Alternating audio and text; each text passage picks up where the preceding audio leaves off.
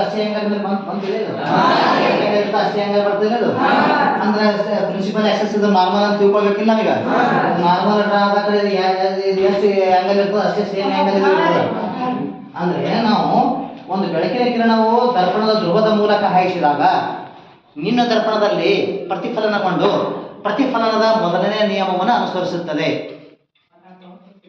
ಹಾಗಾಗಿ ಪತನ ಕೋನವು ಸಮನಾಗಿರುತ್ತದೆ. ಈ ಒಂದು ಪ್ರತಿಫಲನ ಮೊದಲೇ ನಿಯಮವನ್ನು ಅನುಸರಿಸಿಕೊಂಡು ಈ ಒಂದು ಕೋನವನ್ನ ಈ ಪ್ರಧಾನ ಅಕ್ಷಕ್ಕೆ ಸಮಾನ ಕೋನ ಉಂಟು ಮಾಡುತ್ತಾ ಪ್ರತಿಫಲಿಸುತ್ತದೆ ಅಂತ ಹೇಳ್ಬೇಕು ನೀವು.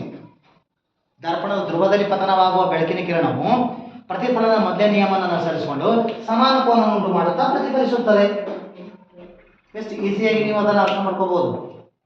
ಹೌದೇನಲ್ಲ? ಈಗ ಇದು ಆಯ್ತು, ಇಷ್ಟ ಆಯ್ತಪ್ಪ, ಹೌದಾ?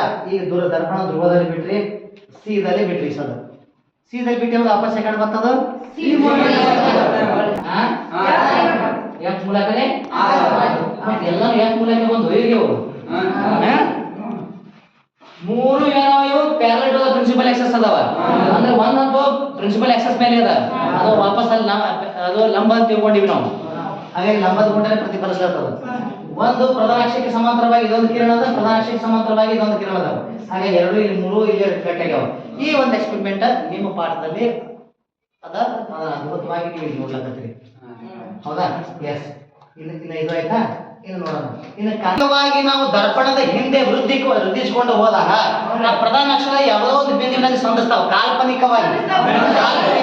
ಆ ಸ್ಥಾನವು ಈ ದರ್ಪಣದ ಪ್ರಧಾನ ಸಂಗಮವಾಗಿರುತ್ತದೆ. ಹಾಗಾಗಿ ಪೀನ ದರ್ಪಣದಲ್ಲಿ ಆ ದರ್ಪಣದ ಪ್ರಧಾನ ಸಂಗಮವು ದರ್ಪಣದ ಹಿಂಭಾಗದಲ್ಲಿರುತ್ತದೆ ಅಂತ ಬರೀತೀವಿ ವ್ಯತ್ಯಾಸದಲ್ಲಿ. ಎಫ್ ದರ್ಪಣದ ಹಿಂಭಾಗದಲ್ಲಿರ್ತದೆ, ಅಲ್ಲಿ ಕಾಂಕೇಯದಲ್ಲಿ ಪ್ರಧಾನ ಸಂಗಮ ದರ್ಪಣದ ಮುಂಭಾಗದಲ್ಲಿರುತ್ತದೆ. ಇದು ಪೀನ ದರ್ಪಣದಲ್ಲಿ ಪ್ರಧಾನ ಸಂಗಮ ದರ್ಪಣದ ಇರುತ್ತದೆ. ನೋಡಿ ಎಷ್ಟು ಚಂದ ಅದಾವ. ಬೆಳಕಿನ ಕಿರಣಗಳಿಂದ ವಿಕೇಂದ್ರೀಕರಿಸುತ್ತದೆ. ಎದರಲ್ಲಿ? ಪೀನ ದರ್ಪಣದಲ್ಲಿ. ನಿನ್ನ ದರ್ಪಣದಲ್ಲಿ ಬೆಳಕಿನ ಕಿರಣಗಳನ್ನ ಇವೆಲ್ಲ ವ್ಯತ್ಯಾಸಗಳು ಬರೀಬೇಕು ನೀವು, ಹೌದಾ? ಕಾಣಿಸ್ತಾವಿಲ್ಲ? ಇವುಗಳನ್ನ ಪಾಯಿಂಟ್ ಅನ್ನು ನಾನು ಅಕಸ್ಮಾತ್ ಇಲ್ಲಿ ವೃದ್ಧಿಸಿಕೊಂಡು ಹೋದಾಗ ಎಕ್ಸಾಕ್ಟ್ ಎಫ್ ದಲ್ಲಿ ಬರ್ತಾವಂತವು. ನಿಮ್ಗೆ ನಾನು ಇದು ತೋರಿಸ್ಬೋದು, ಅದನ್ನ ನಾವು ವೃದ್ಧಿಸ್ಕೊಂಡು ಬರ್ತೀನಿ ನೋಡಿ ನಿಮಗೆ. ಈಗ ಎಕ್ಸಾಕ್ಟ್ ಅದನ್ನ ಎಫ್ ದಲ್ಲೇ ಬರ್ತಾವ ಇಸತಾವು ಬರ್ತಕ್ಕಂಥ ಎಫ್ ದಲ್ಲಿ. ಈಗ ನೋಡಿ ಇದನ್ನ ನಾನು ಇಂಗ್ಲಿಷ್ ಗೊತ್ತಾಗಿಲ್ಲ ಕೇಳಿ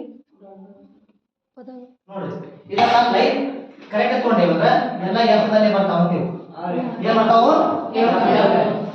ಎಫ್ ದಲ್ಲಿ ಬರ್ತಾವಂತವು. ಎಫ್ ದಲ್ಲಿ ಕೇಂದ್ರೀಕೃತ ಆಗ್ತಾವ. ಅಂದ್ರೇನು? ದರ್ಪಣದ ಹಿಂಭಾಗದಲ್ಲಿ ಎಫ್ ಇರ್ತದೆ. ಅರ್ಥ ನಿಮ್ಗೆ ಇಷ್ಟು ಇದನ್ನು ಕೂಡ ನೋಡಿ ಬಹಳ ಮಜಾ ಅದ.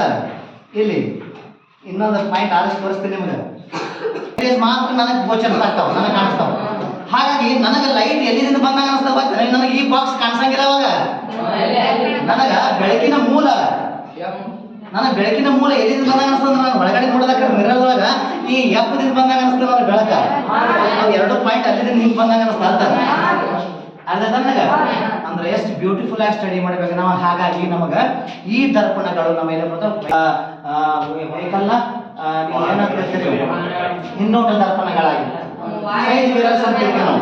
ಯಾವುದೇ ವೆಹಿಕಲ್ಗಳಿಗೆ ಸೈಡ್ ಮಿರರ್ಸ್ ಅಂತ ಕರಿತೀವಿ. ಯಾಕಂತಂದ್ರೆ ನೋಡ್ರಿ, ನಾವು ಮಂಡಿಗೆ ಬೈಕ್ ತೊಗೊಂಡು ಈ ಕಡೆ ನೋಡ್ತೀವಿ, ಆ ಎಫ್ ಸ್ಥಾನದಲ್ಲಿ ಆ ವಸ್ತುವಿನ ಪ್ರತಿಬಿಂಬ ಇರ್ತದೆ ಅಂತ. ಅಥವಾ ಎಲ್ಲಿ ಯಾವಾಗ ಪ್ಯಾರಲಲ್ ಟು ಇದ್ದಾಗ